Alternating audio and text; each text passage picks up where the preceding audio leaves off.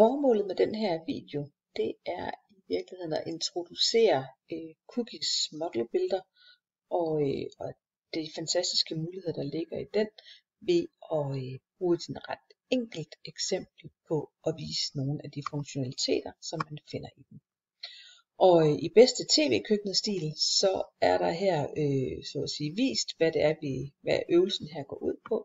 Og det er faktisk at skabe et script, som ved et enkelt tryk genererer en ler interesseområde for et i det her tilfælde lidt mindre ledningsnet.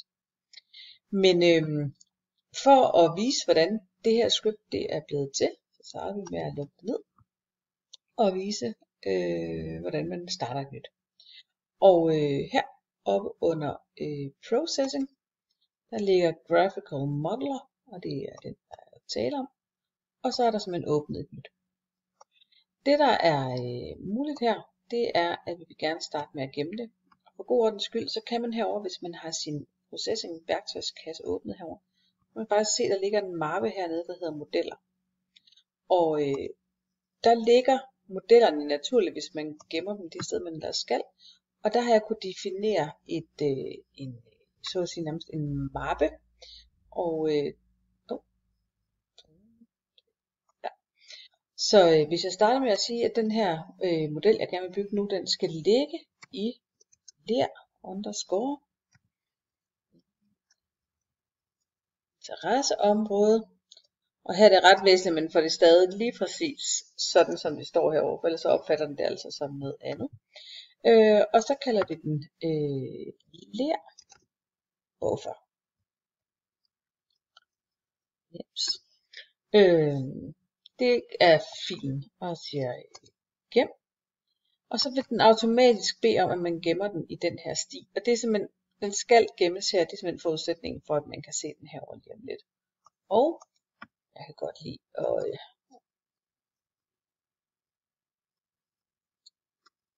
faktisk kalde den det samme, som det den har fået som navn, så er der mindst at huske på. Sådan der. Så er vi sådan set klar. Og det første er, at vi skal have defineret et input. Og der er faktisk mange muligheder at vælge imellem. For god ordens skyld, så består det her datasæt, som vi skal arbejde med, det består af 3 lag, som alle sammen er linjelag. Og det her er for øvelsens skyld nu delt nogle hovedledninger, nogle dødledninger og nogle stikledninger, som ligger i hver deres tabel nede i en database, sådan en Postgres database. Den ene mulighed, man har for at få de her lag ind, og nu gør vi det lidt forskelligt for øvelsens skyld, det er at gå ind og sige, at man vil have det som et vektorlag, og egentlig bare starte med at beskrive, at man vil have sine linjer. Og for god ordens skyld kan man jo skrive, hvad det er for nogen, og det er i så fald så være, at det skulle være de dødledninger, der skal det her lag. Og siger OK. En anden mulighed, det var faktisk ikke under inputs, men at gå ind under algoritmer og sige hent lag ind i projektet. Og her, der får man faktisk lov til at allerede pege på, hvilket lag heroverfra man gerne vil have lov at hente ind. Og man kan også få lov at kalde det for hovedledninger. Sådan der, siger OK. Og en tredje måde at få data ind kunne også være at bede dem at spørge direkte ned i Postgres databasen ved at vælge udføre SQL forespørgsel. Og i det her tilfælde siger vi indlæs, og så siger jeg okay, den skal kigge ned i den database, hvor den ligger. Og den skal lave sådan en ganske almindelig select query. Og her, hvis man er i tvivl, så kan man jo altid gå over på sit lag herover og vil kunne få lov at se. Der. Og få lov til at se, hvor ens data kommer fra. Om ikke andet, så i hvert fald når man lige er ude af modelbilderen, kan man få lov at se sin sti. Det næste er så, nu har jeg fået mine data ind, Og nu vil jeg gerne starte med at have dem lavet sammen gjort til et lag.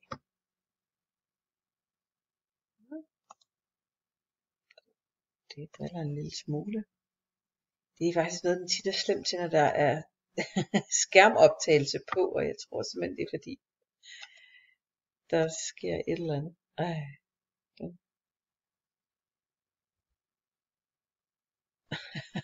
Det var da lige godt irriterende. Det virkede at slå optagelsen fra.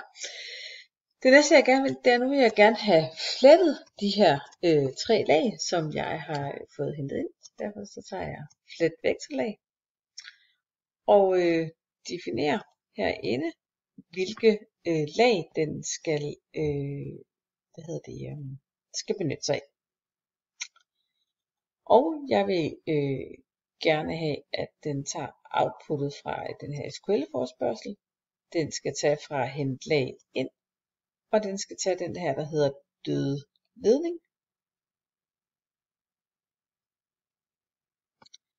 Og siger OK til det. Og her kan det nogle gange måske være en fordel at lige få defineret koordinatorsnemme, hvis der skulle have været blandet koordinater i det her. Det er der ikke i det her tilfælde. Så er det altid en god, jeg kan godt lide, når jeg skaber noget, altid til en start, og simpelthen navngive produktet, fordi det har den fordel, så kommer det ud som et lag, når algoritmen kører. Det vil sige, så kan man holde øje med, om tingene er gået, som de skulle gå, og så kan man altid lynhurtigt slette bagefter. Så det er det første. Og det næste, jeg så gerne vil, det er, at jeg vil gerne have en buffer på. Så jeg beder dig om at lave en buffer. Og nu er det jo til der her, der vil jeg gerne have, at den faktisk nu skal tage et algoritme output. Og herover der skal den tage dem, der er sammenlagt for algoritmen flet vektorlag. Og man kan altid diskutere bufferstørrelsen, men jeg sætter den til 6 meter. Det her kræver jo sådan set bare, at ledningerne skal være dækket, plus den unøjagtighed, der nu er omkring dem. Men det er jo også godt nok at have lidt, sådan at hvis man flytter lidt på det, så udløser det ikke nødvendigvis et nyt interesseområde på det. Så er det her med stilarterne og join, det er ikke så helt så afgørende, men det er faktisk til gengæld ret væsentligt, at man får sagt opløs resultatet, sådan at jeg ikke får en multipolygon eller en masse små polygoner, men bare får en stor polygon. Og igen, bare for at kunne se, hvad der foregår, så beder den lige om at lave et output og siger OK. Den her buffer, den kan lide under 2 ting, og det ene det er, at den faktisk har alt for mange knudepunkter til, at ler vil spise den. Så derfor så vil jeg gerne simplificere den. Så det er værktøjet simplificere. Og siger, at det skal gøre det på afstand, og at den skal have en tolerance på 1 meter. Det vil sige, det er ligesom den minimumsafstanden imellem 2 noder. Og kalder den for simplificeret. Og det kan man jo også lege lidt med, hvordan man synes det skal være. Og se, nu kan man allerede se, at den har ikke rigtig nogen forbindelse til noget. Og det er fordi, jeg sådan set glemte at fortælle den, hvad den skulle arbejde på. Og den skal jo også arbejde på et algoritme output, og nemlig allerede på den, der hedder buffer. Det har jeg faktisk fundet ud af for mig. Jeg siger OK. Så det er også det gode, det er den der meget visuelle visning af, hvad er det, der sker.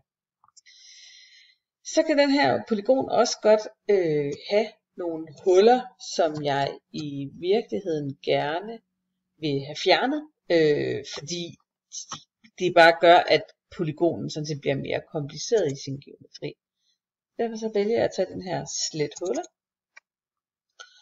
og igen siger det algoritme outputtet, og den skal så til gengæld ikke længere tage for buffer, men den skal tage den simplificeret. Og så skal den fjerne huller, som er mindre end. I det her tilfælde, hvor vi arbejder i UTM, så er det så i kvadratmeter. Så hvis jeg siger huller, der er mindre end 10 kvadratmeter, dem vil jeg i hvert fald gerne have lukket. Og så siger vi, kan vi kalde for lukket. Det er ikke så vigtigt med de her navne. Og nu har jeg sådan set et produkt her. Og nu mangler jeg sådan set bare at gemme det. Inden da, så kunne jeg godt være sådan, jeg kunne godt finde på at køre algoritmen bare for lige at se, hvordan den opfører sig. Og i det her tilfælde kan vi også lige kigge på, hvordan det er, at de her 3 forskellige inputs, de opfører sig. Fordi de døde ledninger, hvor jeg valgte egentlig, at havde den fordel, når man bygger det op på den måde, det er, at så skal jeg faktisk selv ind her og vælge, hvilket lag det er, jeg vil smide ind. Og det er selvfølgelig derfor, det er smart at kalde den døde ledninger, hvis det er det, man skal lede efter. Men det kan være en smart måde at bygge noget op på, hvis det er lidt forskelligt, hvilket lag der faktisk skal tages, og som skal stoppes ind i den her. Og så kommer her, definerer den output-lagene, og spørger mig efter, om jeg faktisk gerne vil se dem alle sammen. Og det vil jeg gerne i det her tilfælde. Og så siger jeg, kør. Og så går det lynhurtigt, og lukker den. Og giv mig lige, fordi det kan man næsten ikke gøre nok. Og herover der har den så, det input, hvor jeg bad dem at hente et SQL Postgres, der hentede den faktisk her. Og her kan man så se min lag, hvor jeg kan se, først så har jeg startet med at bede den om at lave en buffer. Og så bagefter, så har jeg bedt den om at simplificere den. Og jeg har bedt den om at lukke, hvis der var nogle huller. Og her kan man faktisk godt fornemme forskellene imellem.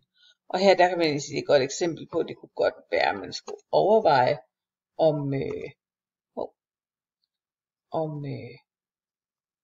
om man faktisk skulle have sat den til at lukke endnu større huller, uden at det gjorde noget. Det kunne man jo så lige præcis, når man kom over. Ja, det er det. Du kan ikke få lov at komme tilbage, så længe jeg filmer. Det er godt. Så jeg beder den faktisk lige om, at de her huller her, der må faktisk godt lukke, også selvom de måske er 30 kvadratmeter. Prøver vi at se på til. Og så det sidste, det er, at jeg mangler at gemme. Og den ene mulighed, det er, at jeg kan gemme mit vektorobjekt til en fil. Og det vil jeg gerne, fordi de vil gerne have en GML-fil, og derfor så igen algoritme outputtet, og det skal være den, som den har slettet hullerne. Og herover,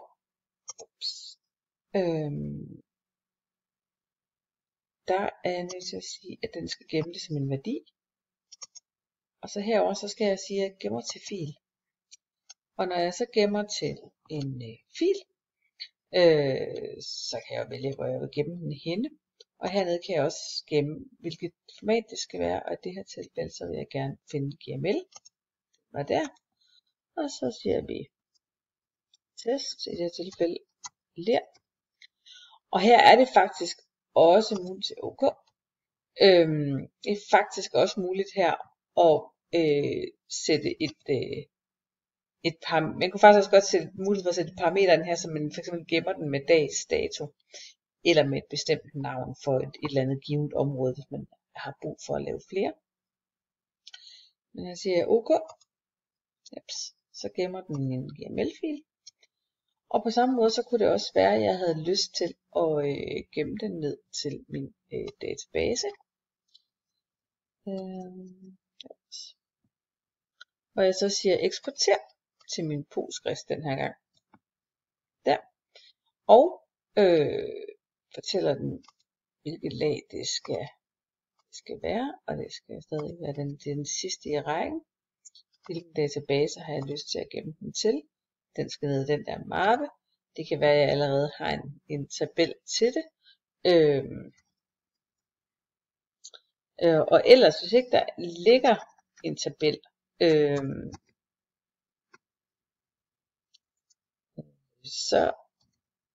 så laver den nu som en der hedder interesseområde. Og i modsætning, hvis der så allerede findes en, og bemærk det er jo valgfrit, så overskriver den. Så hvis den her findes, når jeg vælger den, så overskriver den, og ellers så opretter den en ny. Og her kan jeg sætte lidt forskellige parametre for, hvordan jeg gerne vil have den. Og det siger jeg OK til. Og når jeg så kører min algoritme, så må jeg sige, det var lige inden jeg kører den, lige med fordel gå herover og rydde op, og det er nemt at se, hvad det er, algoritmen egentlig har spyttet ud, fordi første gang så ligger de bare som midlertidige filer. Så det øjeblik, man slukker og lukker